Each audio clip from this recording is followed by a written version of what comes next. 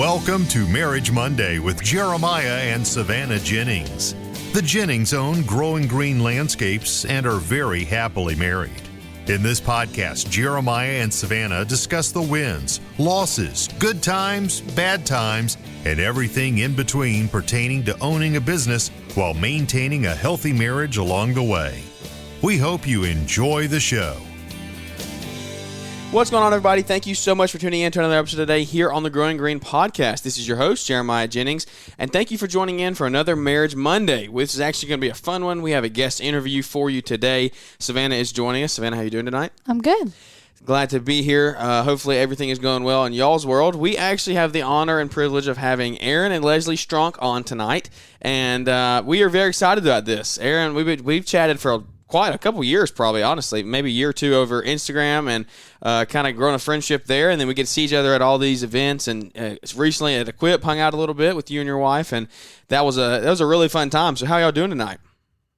We're doing good, doing well. Recovering from the heavy 3 to 4 days of being at Equip. You know, it will wear you out, up late and getting up early, but we're doing well, Yeah, that's good. It is a crazy week for sure. Like that. It flies by, but in the moment, it's like, my goodness, it's long days, very, very long days. So we're excited for Savannah to come next year. Savannah hasn't been able to make that trip yet. But was this, Leslie, have you come multiple times? How is that? How many times have you gone? I've gone all 3 times with him. Okay, so you've gone every time. What do you think about it? What is a woman's perspective on it? It's a lot. Yeah. It's a lot of walking around. Yeah, it is. You better have some comfortable shoes. Yes. Were you wearing Hey Dudes? Do I remember you wearing Hey Dudes? Yes, Yeah, we have those. They're pretty comfortable. How did they hold up for you? Yeah, they did pretty good. Good. It's a lot from a woman's point of view. It's a lot of stuff I don't know about. Yeah. I'm there to see people and really just spend time with him. Yeah, it's a good little getaway for y'all because you don't take the kids or anything. So, well, that's awesome. Well, let's hop into it. I just want to kind of hear. So, Aaron, you haven't been on the podcast yet, but I want to kind of transition this and kind of merge into one episode. I know your story a little bit. I don't know actually the whole thing, I don't think. So, tell us your story of Aaron's Lawn Care, how that whole process started, your history, and then we're kind of morph into how y'all have done it being married and raising a family. Right, absolutely. I started this process about 7 years ago, back in 2016. It started as we needed extra income. I worked a full-time job at a factory called Continental Tire. If you've heard of them, they're a pretty well-known tire factory, tire brand. And we just wasn't making enough. I was working 40 hours a week, could work overtime, but it just, we were bringing in $500, $550 a paycheck. It just wasn't quite it. So wow, yeah. I started advertising for mowing, and the name, as you probably can assume, it wasn't too creative. It started off literally. Gets the job done though. It does, and the way I named it was I was doing what you probably shouldn't do, but I had seen a Facebook post while driving home from work, someone looking for lawn care, and so on the fly, I'm like sitting there thinking, I'm like, what is the name? Oh, Aaron's Lawn Care, So I threw that out there and told him to message me, and it's stuck ever since. And so I did that for about a year and a half under the table. It went well enough to the point that I told Leslie here, I need to make this official because I don't want the IRS chasing after me, wondering where, I think I made maybe like $10,000, somewhere in that time frame in the first full year of 2017. Mm-hmm. But I was like, I just can't keep doing that. I was watching the YouTubes. I wasn't I know there was podcasts out there, no lawn care business successes out there, but at the time I didn't know about it. Well, yeah, that was like just the very, very beginning. Like I think Julia's was literally one of the only ones out there, if not the only one out there. Yeah. And so I didn't know about it at the time, but I was doing YouTube, Brian's Lawn Maintenance, Top Notch, Geek to Freak. Was he still on at that point, or was he gone by then? I think he was gone, so I didn't know a whole lot about him. Or if he was still on, I hadn't found him yet. Yeah. I also watched Fall River. He was pretty big back then. And there was several others off the top of my head. I can't think of all of them. But so in 2018, I got my business license, and it went well. I had, I would say 14 14 to 17 accounts. Not all of them paid. One was my church, one was my own. So I had a wide variety of yards, but I knew I could go full time, and I wanted to go full time. So we sat down. I sat down with my pastor several times, and he decided, or he told me, he goes, "I would love for you to have 25 accounts for you to go full time." This was in February of 2019. I was talking about going full time in the spring. He goes, "I'd love for you to have 25 yards at least by the time you go full time to somewhat replace the income that you're going to be losing." When that spring came along, I worked my last day of my 2-week notice. I was sitting at 34. So I had basically doubled my accounts. Home Advisor had been a big help with that. Oh, wow. That's interesting. That's interesting. I want to circle back to that. We can. So 34 was when I started. I ended the season around 45-ish. And ever since then, this has been a growing process from year to year. Adding on more yards, I'm somewhere in the 70, 75 as a solo guy. I do all of this solo. It's a lot. There's days. So a lot of times I tend to stay heavy in the mowing. It wears me out from time to time. And I've noticed over the last, we'll say, year and a half, I feel like I get tired a little more. Yeah. Even though I'm only 32, I can tell it's wearing on me. So it's a process. But the plan is to maybe get an employee next year if everything works out, and try and grow from that perspective. That is a really cool story. I think there's a million ways we could go there, and I don't even know where I want to go first. So, well, let's go back to in the beginning. You said you worked at a tire factory. You were $500 a week. What, I mean, is that minimum wage? A little bit more than minimum wage? Like, I don't even know at that time what was minimum wage.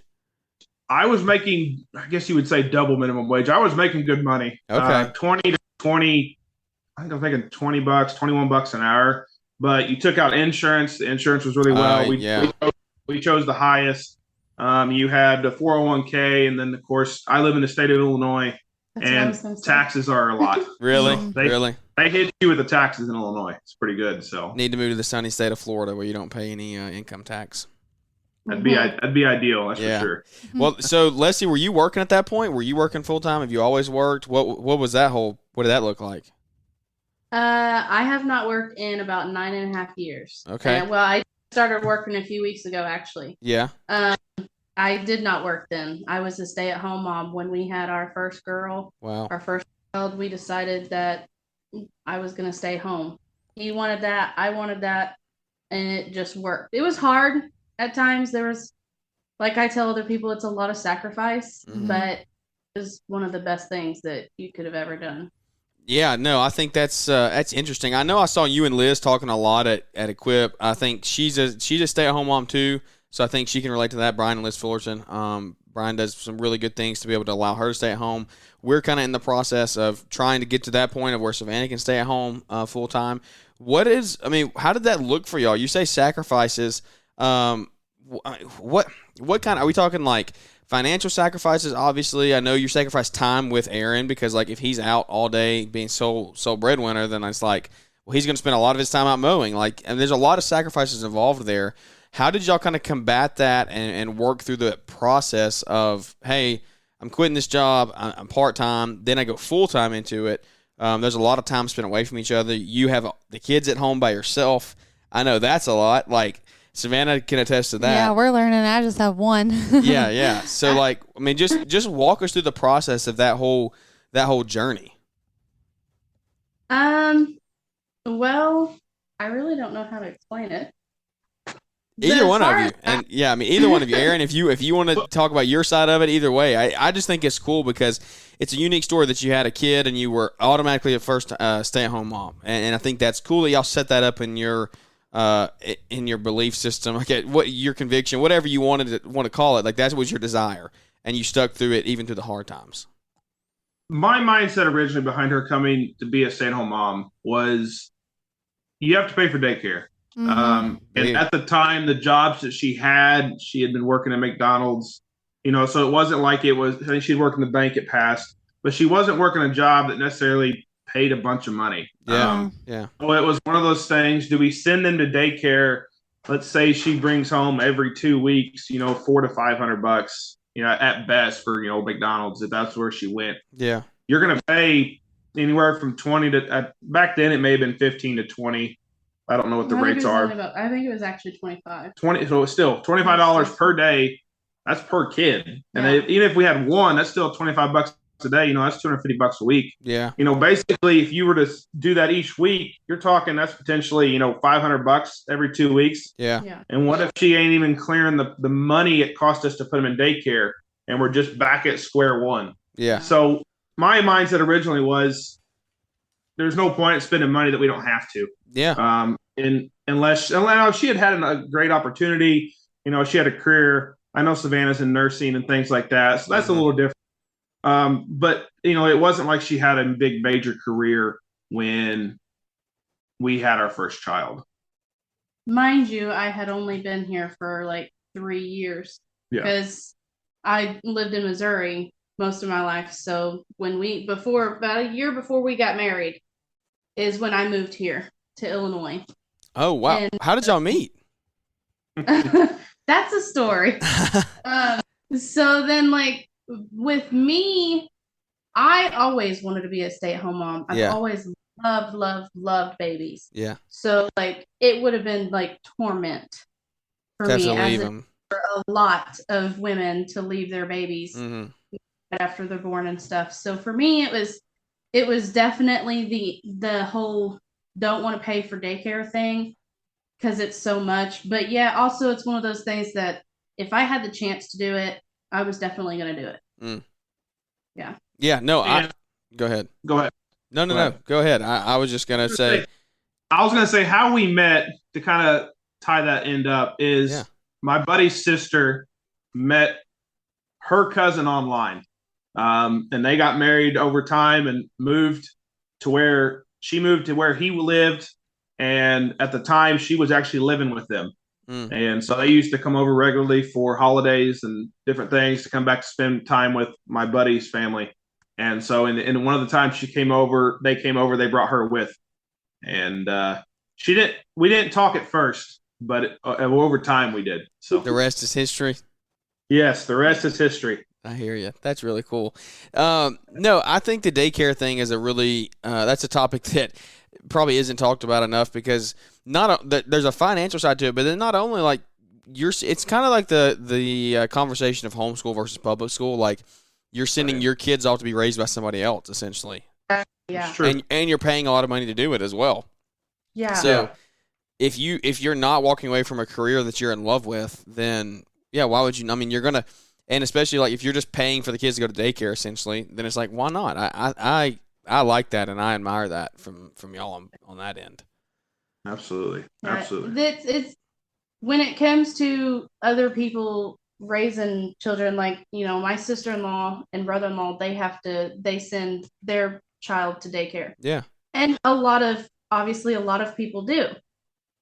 But like for me, like, I understand that there's a lot of situations that you do have to send your child to daycare. Mm-hmm. There's careers that, you know, that you love, or there's just, as far as money wise, you can't make it on one income and stuff like that. Like that's why I was saying sacrifice, because only one income, living on that for so long, it was really hard. Yeah. But like having someone else raise my children for 9, 8 to 10 hours a day was just not what I wanted to do at all. And like I said, I completely understand. Believe me, I give credit to all the working moms out there. Yeah. No, I think I know it's a hard situation too. Each side has their own place. We need working moms. We still have to have women in the workforce, and we need to repopulate the earth. So it's like we have to have that too, but we also need stay-at-home moms as well. So that's really cool. What's some advice maybe that y'all could give to somebody who's, because there's a lot of guys who are young in business and listen to the show. So I don't know if you've listened to the show that we did on, let's see, what was that, Monday? Marriage Monday on Monday. It's kind of an equipped debrief. Everybody that we talk to loves the concept of this idea that we're doing, the whole marriage topic, which really shocked me. I didn't know how it was going to go. I didn't know if people were going to enjoy it or not, but apparently it's a hit. People like it. So there's a lot of people, I know for a fact there's people listening in that are in this stage. They're having young kids, or they're thinking about having kids in the future. And obviously their goal is to run a business and let their wife stay home and not have to go to work every single day. What is some advice y'all would give to some couples out there? Because you've been through that. You started the company. You sacrificed financially, time-wise, all those things. What's some advice you would give to somebody who is in that stage of life and they're trying to get to the point where they can stay at home and be a stay-at-home mom and just kind of – because I know it was a journey. I know it was a process. I know it was hard along the way. There was definitely some arguments. There were some times that weren't fun. Financial talks. All those things. Money's hard. Like it's just tough. But everybody goes through it. So, what are some things that y'all could give out there to the bigger community?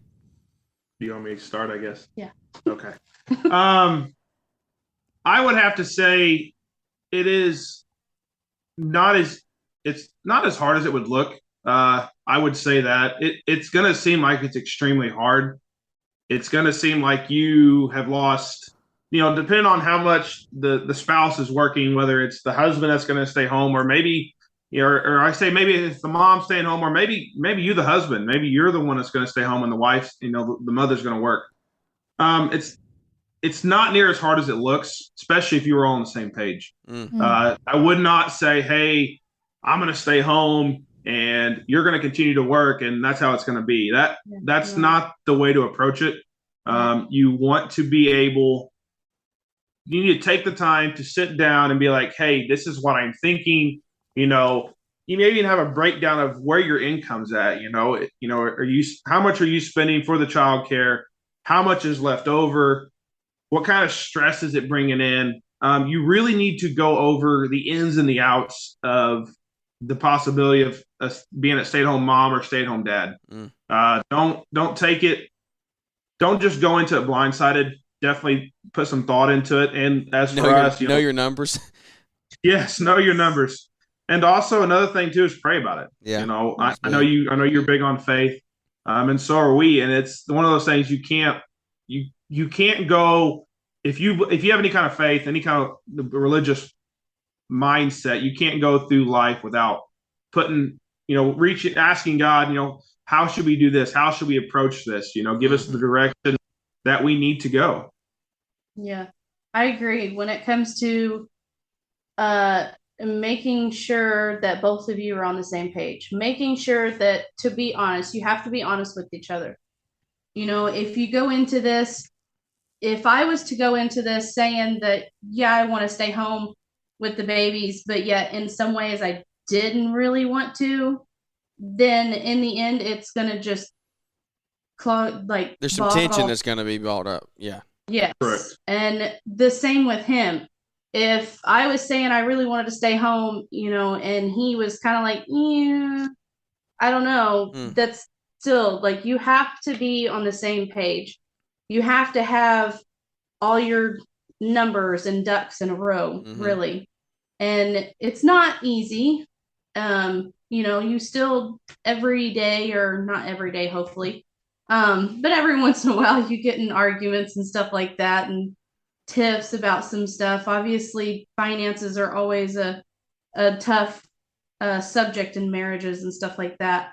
But you have to be honest. Like, whenever we came into this, I'm the one that's been over our finances and stuff.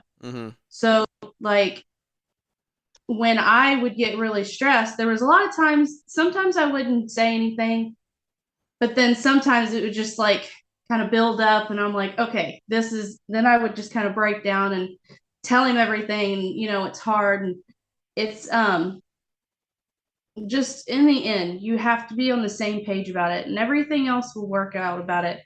And if it's something that can't seem to happen right now, if you're going into a situation and your wife or husband or, whichever one of you would like to stay home, if it doesn't seem possible now, work toward that. Set that goal. Yeah, set that goal. Try to, if it's extra debt that you're trying to get rid of before that happens, set that goal, and just do little things. If it's stuff that you're spending extra money on, not really needing to, try to get rid of that. Just like you said, just make a goal for it. Pray about it. Yeah. If it's I guess if you could say if it's the Lord's will, it can happen. And if both of you are on the same page eventually and stuff like that, and it can happen. And it can be a great thing. Yeah. Man, that's good. No, I'm just caught up into the story there. It's a really cool process to see. I'm sure that y'all can look back and say, like, look how far we've come. And I'm sure you're not where you want to be, but it's like, No, look at how far we've come in the past 5 years. So what is this? Did this end year 5 for you of being in business? So this, or what? I don't remember what time. Yes, this is the end of officially year 5 of business. Yeah. 4 years full time, and then I did 1 year official business part time. I did like a year and 4 months under the table. So Yeah. No, that's really cool. So 5 years in, what are we looking at going forward? I know you said you're getting tired a little more easy. That's part of being an owner operator. Like that is the struggle that everybody always combats. So the argument is to scale or not to scale. That's always the argument. And then the people that say, no, I just want to be an owner operator forever. Those are the ones. Well, the people that want to scale, their argument to that is, well, what are you going to do when you're 45 and you don't want to go out there and it hurts your body every single day? So right. What is your plan to combat that moving forward? Of do you have goals for the company? Where do you want to take the company? And if you want to stay a solo operator, then there's nothing wrong with that. An owner operator, there's nothing wrong with that. You just already know and are experiencing, hey, if I want to do this and this is the route we want to stay, then we're going to have to work through this. We're going to have my body's going to get beat up over time. Right. I mean, if I come at it directly from a solo operator, from that side solely, I would say I'm going to stay on my own. Just to be honest, it's easiest. There's no stress as far as not chasing employees. If work's not done right, there's no one to blame but myself. It's the solo operator is the easiest of all. There's no money going out. You're not paying. You don't have to pay into a 401k for employees if that's you're able to offer it. You're not paying all this taxes and all the workman's comp and all that stuff. But coming at it from, I guess you would say, a neutral position, I am getting older. I'm not getting any younger. And if anyone knows me, that, if anyone hears this and actually knows me personally, my body has not treated me well. I would say I'm probably the body of about a 50-year-old. I've got a bad back. I've got bad knees due to hereditary. I've got shoulders and elbows from the factory. I've got early 8 stages of tennis elbow. And that's one of the reasons I really wanted to get out of the factory was my elbows were going out and the factory didn't believe me. So you're slowly falling apart. I'm slowly falling apart. So coming from that perspective, I would like to get to where I have at least one employee, so that it takes the workload off me. I do have summer help. My pastor's son, he'll come out and help me in the summertime. And, he's only from into school to start of school. So I don't put any work around him. But I love the relief that it takes off my shoulders. The pressure, I guess you could say, it takes off of my shoulders from me having to do the work day in and day out. Yeah. So ideally, I would like to get to where I have at least one employee. Mm-hmm. I can't say I'm picky about my work. Now, granted, I can be sloppy. Everyone is sloppy at some point. You get tired, you get sloppy. But I strive to be the best that I possibly can, and I get picky if it ain't done a certain way. Mm-hmm. So I know and you've created that reputation for your customers as well. So you have a high reputation to upkeep. I have a client actually that I brought on this year that they chose me because I was by myself. And the guy they had before, they said he was good, but when he had his help, mm-hmm. Work tend to slack. And mm-hmm. so I guarantee you he would not be happy if I had 2 employees and I didn't run the truck and he showed up to mow that yard and there wasn't me there. He would not be happy with that. Mm-hmm. To the point I would be surprised if I kept him. I would almost guarantee he would let me go mm-hmm. Because I'm not doing the work. So I always kind of want to be there. But I wouldn't be against, getting to the point that the employee is able to, if I'm sick for a day or something, they could actually handle. I think that's the thing is at least having somebody to turn to. Like if you go to Equip and it's not a drought and yards need to be mowed, who's going to mow your yard? Like it just takes so much stress off of you having at least that one guy that can go out and at least cover a little bit of ground. Right. Yeah. And I do have a couple buddies, specifically one that lives real close to me, that if I, like last year, so we had to mow some yards. I reached out to all clients, let them know, hey, we're going to quit, or at the time, GIE. I'm going to be gone. That day we left Wednesday. I'm gone Wednesday through Friday. Do you want your yard mowed? We were more, grass was growing way better than it was right now. This And so I was like, if you want your yard mowed, I can get someone to come. If not, it can skip a week. We do biweeklies up here, so any of those biweeklies I made sure they got done. And I told him, I was like, I got a buddy that will come mow. I was like, if you have any questions, just reach out to me. If he misses something, reach out to me. I will be the point of contact, but it will get taken care of. And so that's the way we did that last year. And so I have him to lean on as well, but I would be ideal to have my own employee at the same time. So I'm going to aim for it. They're hard to find. I know that's the story. It's hard to get someone to work. I think it's more about the environment that you create, though. Like, we hear that story over and over and over again. And the guy that we just brought on, I don't know, 2 months ago, right before Jack was born, we've had a lot of conversations. He's worked in just about every landscape company around our area. Like, he's worked for a lot of people since he was 16 years old. He's 24 now, and we've had conversation after conversation after conversation. It's not how much money they make. It's about the environment and the person they're working with. And, like, especially when you're getting that first key guy, like, you want to build – because things might change. You might break your leg tomorrow, or you might cut your finger off with a hedge trimmer and not be able to go out in the field and produce work. So you want to at least have that one key guy built up from the beginning of knowing how to do everything. And then if you do want to scale down the road, like I said, things change. You never know what can happen in the future. You at least have a good foundation to build off of. And I think that's our goal with Bailey that's working for us now, is like, we're trying to do everything we can to set up a fantastic foundation for him and really want to make it a great environment for him to work in moving forward. So that would be my advice to you and anybody else out there is bringing on that first guy is like, pay him good, pay him a livable wage, but at the same time, like, don't just think that's going to be good enough. Make sure that they have a good environment to show up to, and make it feel like they're working for a company. Like, we were in the truck today, or we were eating lunch. We were eating lunch, and he saw one of his buddies that he knew from high school, and I was sitting at the table just eating, scrolling on my phone or something, and I heard the guy ask, "Where are you working now?" And he said, "Growing Green Landscapes." He didn't say I was working for. He didn't say I'm working for a guy cutting grass. Like, he said, I'm working for this company, and it was cool to me to hear that, because I'm like, well, yeah, it might just be me and him and maybe one other guy during the summer, but to him it feels like he's working at a business and he has a legit job. So all the stuff that goes along with it's hard to be an employer. It's not easy. Like, there's a lot, like you're saying, workers' comp, taxes, all that stuff that come in. It's hard, but when you do it right from the beginning, I think it can really help you in the long run. Correct. Yeah. I agree. So I do have one question. This is one that I always like hearing from other entrepreneurs and business owners, how they handle this, because we've handled this differently over in the past years. Is, how do you handle your health insurance? Because you don't carry insurance anymore through your work, and Leslie just started working but wasn't working that whole time, and you're saying you have all these ailments and you're getting old early. So, like, how is that something? How have y'all handled that in the past, moving forward? How have you done that?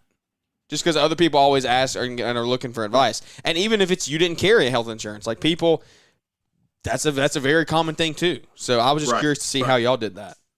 So we started off with profit sharing, which is absolutely, we've done that. Christian organization. Yes.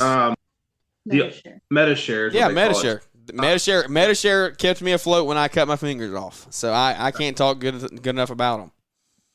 The only thing, I'll say one thing bad about them, and the reason we don't have them, I hate to say that, I know they took care of you, but if anyone who has seen my wife, they know she is not physically fit, and unfortunately they shamed her for that. They charged $100 per month because they considered her overweight. Oh, wow. Their process was, if you had this meeting with some person, they would eventually knock off the thing, but it wasn't like a true weight loss. And so we never used it. Golly, we never used it. It wasn't, the kids were under their own thing at the time. That's a good thing, though. It's a blessing you didn't have to use it. Yes. And so we were paying, it was easily $500 a month, if not closer to $600 because of the extra fee. Yeah. And so we decided to stop. And we So what we went with after that was it was the year before COVID, I guess, or was it 2 years before COVID? No, it was the year before COVID. That winter we applied for Medicaid. Yeah. No one's working, so we're not bringing any income, and so that's what we went with. Yeah. And it worked out. We had insurance. They gave us food card. Really so good when spring insurance came too. around, yeah. Exactly. When spring came around, we told them. Of course, that was right in the middle of COVID. That's when COVID had started. So we told them we didn't need it. I don't think they listened. No, they listened. They took us in. They took us off, and so we didn't have no insurance throughout the whole year. Yeah. From spring till late fall, but we reapplied again end of November, but since then, we are still to this moment on Medicaid. That's cool. We've told them though over and over again we don't need it. Yeah. I've called them. We've I've called sent them. letters. They won't listen. So they won't answer. They won't get back with us. Yeah. We are off. We have no food stamps, thankfully. Yeah. Actually, that would come in handy with the prices right now. Prices Yeah, of food. that's right. now. That's right. Yeah. I need some. Everybody could use some of that. But so currently we have Medicaid. Yeah. Now, granted, with her getting a job, I know they offer insurance. I don't think they offer dental or eye, I believe. But to be honest, I've not been to a dentist office in be 4 years come October. Yeah. Or not October. 4 years come spring of next year. I went one more time before I quit full working at the factory. You brush your teeth twice a day. You're good to go. I brush twice a day and I use mouth rinse There every you go. single night. Yeah, so I am a big brush my teeth guy. You're a healthy. Yeah, you don't let your mouth go to waste. I mean, you still keep it up. You got pretty good looking teeth. Did you have to have braces or anything? I did when I was younger. I Okay. did, yeah. I had braces when I was younger. I'm the kind of person too. I did not get lucky enough for that. I'm the person when I wake up in the middle of the night and you go to the bathroom, most likely I will use mouth rinse before I go to bed due to the taste. Yeah. So that's just so I can go back to sleep. The taste of that. So I'm not crazy crazy about hygiene, but I cannot stand my mouth having a taste in it. So I do brush my teeth a lot. I have contacts, but we pay for that out of pocket. Yeah. And we normally try to set it up where it's closer to spring, where it don't hurt us near as bad. Yeah. But so that's what we're on right now. But like you said, we did MetaShare, and then, like I said, it's not a reason that everyone can go with. Yeah. It works for them, but just the way that was, and we wasn't using it, we went away. Yeah. No, I agree, and I think what you're doing. There's no shame in what you're doing. I think that anybody out there, that's a good route to go. Like it's when you're young in business, you're getting your business started. Like we're just blessed because we're both under 26. So like we're still our parents. We're still in our parents' insurances. So There you go. yeah, so we're gonna stay on it until they kick us off. At that point, Absolutely. we will have to readjust and see what we're gonna do as well. And I love the community that we've built, that we can sit and talk and have these conversations, because I think even through the tough times, through the sacrifices, all that stuff, like through these hard conversations, that's what people learn off of, and they learn like, hey, even if someone else is going through something that's tough, or that they're not in the best situation they want to be in, then they know that they're not the only ones out there, and they can relate to that. Because I know that's like we're not perfect. We don't have anything like. We have so far to go. We've definitely had our financial struggles. Wintertime, hey, that's tough. Like everybody knows, when you save up in the winter and try to hibernate your money, because when winter comes, it gets tough. And I think being able to have the conversations and talk openly is a really cool thing. And you might hear Baby Jack in the background. So most of the time, by this point of the night, he is down, but he's not one to be down tonight. So he wanted to join us on the podcast. Kids can be ornery. We understand that. We actually have one of ours actually in bed, just due to it's her first year in kindergarten, and so she is. Yeah, how old are y'all? Every once in a while, she's not adapting well to the lack of sleep. So she tends to be a little tired from time to time. So tonight we're like, you're going to bed before we do this podcast. That way you're in bed at a good time. Yeah. So no, I hear you. So how old are your kids again? Remind me. We have a 9-year-old and a 6-year-old. Okay, 9 and 6. So you had a good little time apart then. So okay. So we didn't even talk about that. Y'all also had kids when you started your business. Yes. That's a whole nother. We can spend another hour talking about that. Yeah. We don't need to spend an hour talking about it, but talk about that for 5 minutes. How was that process? Like, I mean, man, it was tough. Obviously, like sacrifices. You make transitions, but then you had kids on top of that.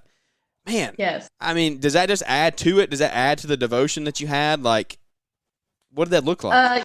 Yeah, it definitely added to it. Is the hardest part about it wasn't really the income. Luckily and thankfully, I was able to breastfeed. Yeah, So yeah. as far as that goes, we didn't have to pay for formula. Awesome. Thank you, because that stuff is outrageous. Yes, and it is. I don't know.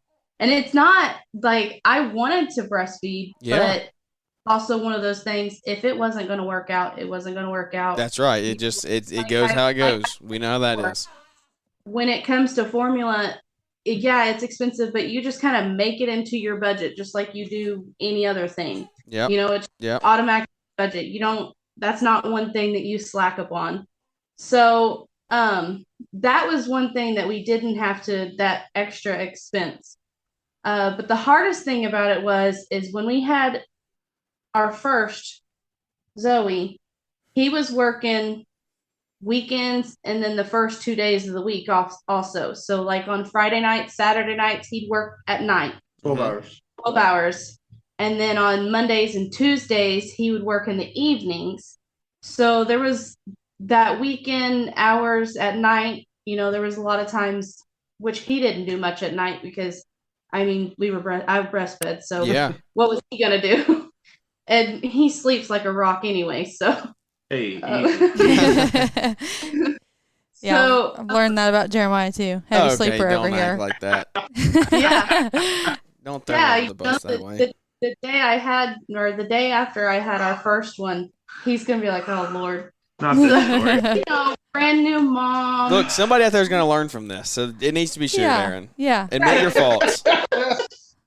I knew they were gonna come in and do some blood tests. You know how they prick their feet, squeeze on their feet. And so for one, I don't like needles, which they didn't do needles, God. But I told her, I asked the nurse, I said, can you take her out of the room so I don't hear it?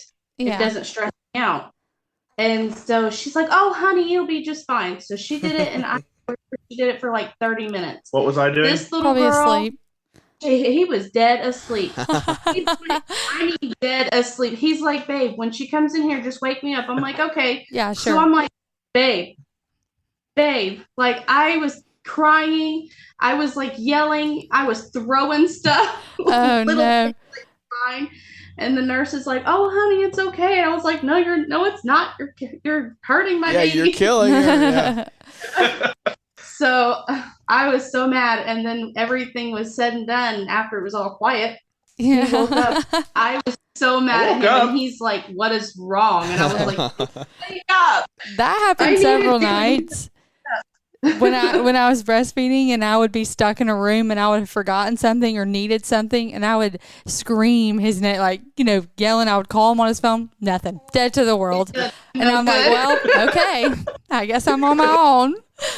Yeah. Formula has been the biggest blessing for you because now I have to split the feeding in half now. So now I'm up with him half the night. But that is the best thing about using formulas. You can you can split the feedings. It's like, all right. It's your turn. That's right. You're exactly. Up. Literally. We've already had that conversation after this is who's going to put him down because he is not in the mood to sleep tonight, obviously. No. Aaron, what's it like being a girl dad?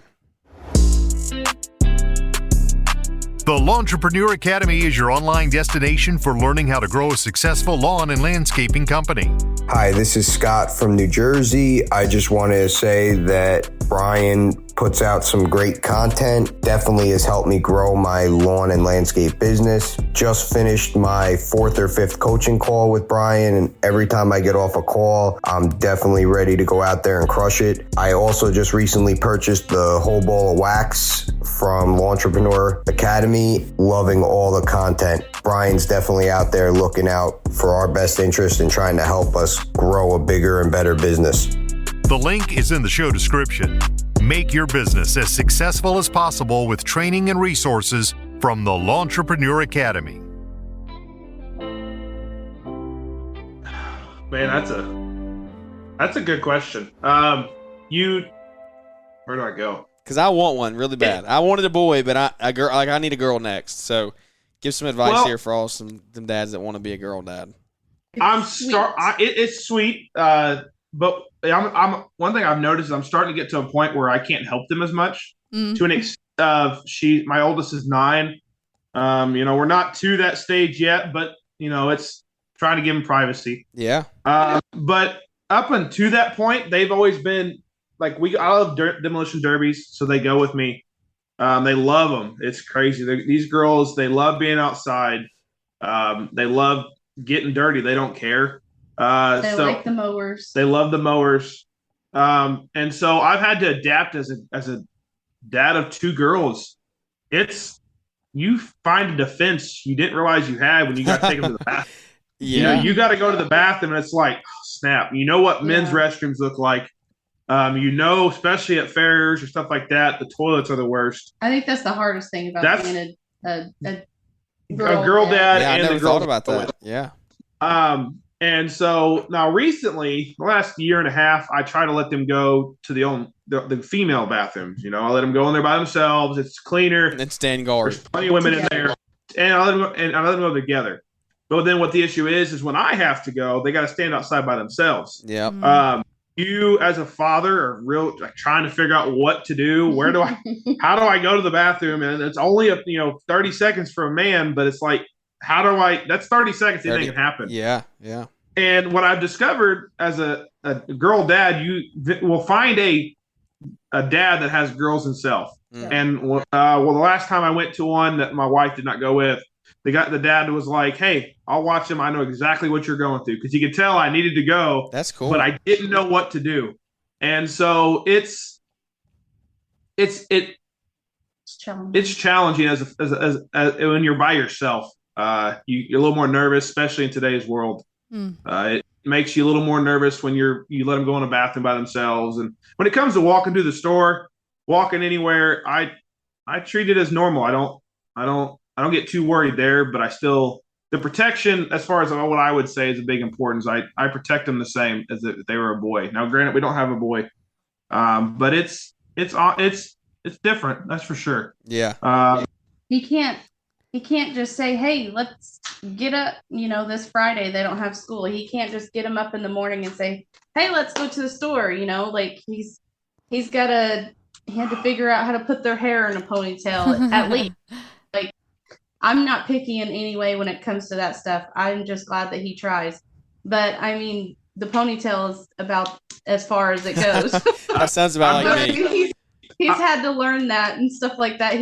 When it comes to that stuff, he's had to depend on obviously me in a lot of ways. I've done a messy bun once or twice. If I have a girl, I'll just only be able to put their hair in a bun because I actually have gotten pretty decent at that with my hair. But other than that, it's nothing else is gonna happen. So yeah. That's cool, guys. I really appreciate it. I appreciate you sharing everything you shared tonight. I think this is going to be an episode that a lot of people resonate with, and a lot of people, including us, we resonate with everything that was talked about tonight on every aspect we went into. Thank you for being open about everything and just trying to help the next person out there, because that's what these shows are about, is how can we help somebody else out there who's going through those struggles that you might have been in 5 years ago. And those trying to make those tough decisions of how do we become a stay-at-home parent, things like that, moving forward. I guess my final question: do you have anything else you want to share? Anything that we're missing that you wanted to hit on? Well, one thing I thought of when you were talking about Winter Fund is our first year full time. First year going in 2019 to 2020 that winter. That wasn't easy. I can guarantee you that.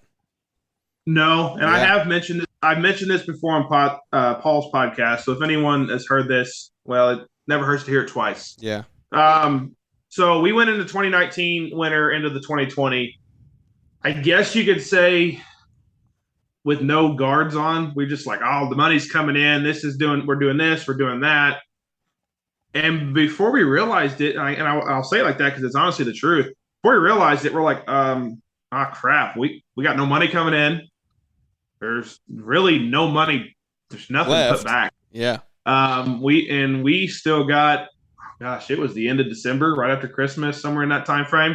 We got 2 solid months of 3 technically around here. 3, depending on how warm it gets, how quickly. To get good income, it starts in April. So we had basically 3 months. Not and knowing even then, if you're net 30, then you're into May. You really have 4 months because you mow that first month without really showing any income. Right. Now I do mine a little different, so I'm not a full net 30. I do have weeklies, but my monthlies I actually send out the invoice between 20 to 23 days, and it's due by the end of the month. That's cool. Yeah, maybe 5 accounts that are sometimes late, but majority of them pay with that by the end of the month. They're paid. Yeah, so. And by net 30, I mean like if you're. I mean, I just send the bill. We do charge card on file. Like we just charge it at the end of the month. It's not 30 days after your last mow. It's right. We're gonna mow the 15th and then the 29th, and then we're gonna charge on the 30th. So right. But you still have those upfront expenses of the 15th and the 29th. Yeah, that whole month of mowing. Correct. So, but anyway, continue. She wasn't working, yeah. And so again, this is her staying at home, and now, granted, I did get a job at Menards, which is your Home Depot, your Lowe's, things like that. We don't have those. I want to go see. When we go up north. Are y'all going to LAL? Unfortunately, not. Have you been? Did you go? Yes, we went last year. Was it worth it? I've never gone. It was 100% worth it. To be honest, I've apologized to Brian at least 2 or 3 times. And I told Liz at Equip I was sorry. And both times they're like, don't worry about it. Every time I've told them, they're like, don't worry about it. But it's like, I feel bad. Like, I know they don't expect people to come, but like, it was so worth it to me and to her. I hate missing, but we had to do, with this year being the way it was, inflation. And you have to make tough decisions. We did. It was either go to LAL, and yes, we will learn, but you also go to see people, visit friends. Yeah. And there's, roughly 450, if depending on what the number is, of people versus Equip is everybody. Yeah, 25,000. Exactly. And so it's a way better time to interact, and we can still learn as well. And so we made the decision to do Equip versus LAL this year. But my wife's already said next year we're going to all 3. There you go. Third one's Together in the Trades. So that is one you definitely need to make. That I really enjoyed. Like this year was the first year going to Together in Trades, which I think last year was the first time anyways. Mm-hmm. But I think that like we went to LAL, and I liked LAL a lot too. Obviously it teaches you a lot and stuff like that. But for me, like going to Together in the Trades was more of something that I like because it's teaching you together how to run a business, and it's reminding you that like family's involved. Yes, it's not just the business. You gotta without this relationship, there is no successful business. If you don't have a successful marriage, there is no successful business. Right. Exactly. Right. I agree. And one of the things I told, and I said this to her, and I told this on Paul's podcast, was I don't remember. I can't tell you the exact day. I think it was in March.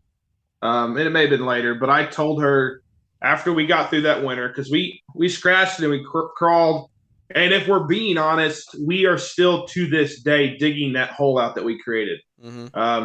There's credit cards that they're high. I'm not saying we're perfect. I'm not saying debt is bad, but I'm also saying not saying you can't have debt. Mm-hmm. But we had to pile up debt on a credit card to make it through that winter. Mm-hmm.